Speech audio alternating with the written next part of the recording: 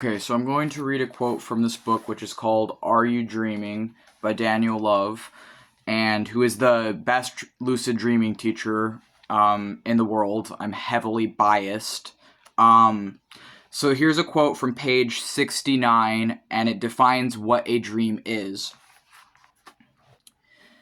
Firstly, let's ask the question, what exactly is a dream? If we simplify the concept to its absolute basics, a dream could be defined as a mental model of an experience. This may seem rather obvious, but what is perhaps less obvious, probably because we've lived our whole life in this way, is that our waking experience of the world can be defined in exactly the same way. So, as a mental model of an experience.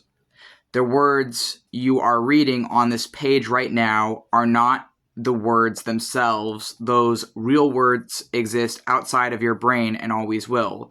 What is actually happening is that the evidence of their existence originating on the physical page is transmitted via light into your optic nerves, where they are converted into data impulses and fired off towards the relevant areas of your brains to be interpreted. The words you are experiencing at this moment are the result of that process and are a model of those external words, a model that exists inside your skull. Your brain is constantly modeling the outside world, inferring details of that world via the information supplied by your five senses. In a very real sense, you experience the world around you by proxy. You experience the model.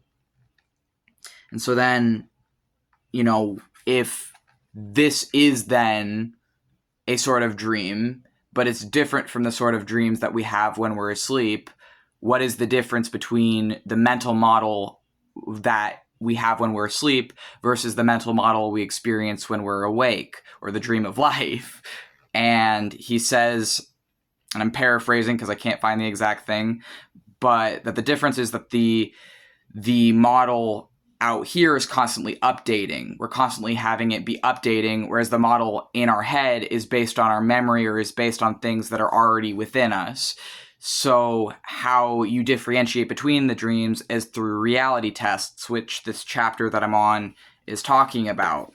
And the reason that I found that really, really important, that quote that says that a dream is a mental model of a thing, is because this answers the dilemma that I'm having in my life right now as an occultist and as a witch, with certain things involving my beliefs and certain things involving, for example, topics such as astral projection. So I've been racking my head around it, trying to figure out how to talk about astral projection in a way that is not going to hurt people, that is not going to lead people into cults, and that is not harming people. And I realized if I say astral projection is a dream or is a type of dream, even if I don't personally believe myself that it's lucid dreaming, because I can do it when my body is not asleep, which I would be able to deduce with reality tests,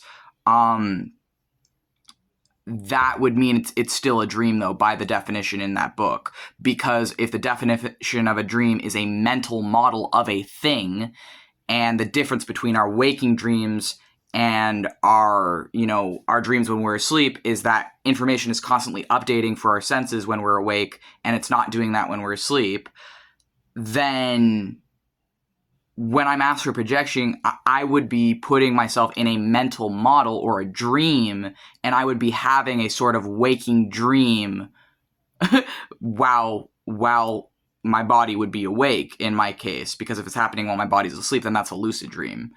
And I just say, regardless of how real it feels, because this book says it doesn't matter how real it feels, because it all feels real when you're in it, is a dream.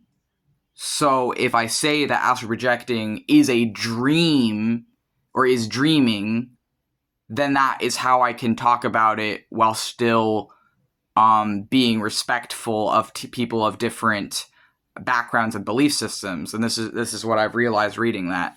Thank you.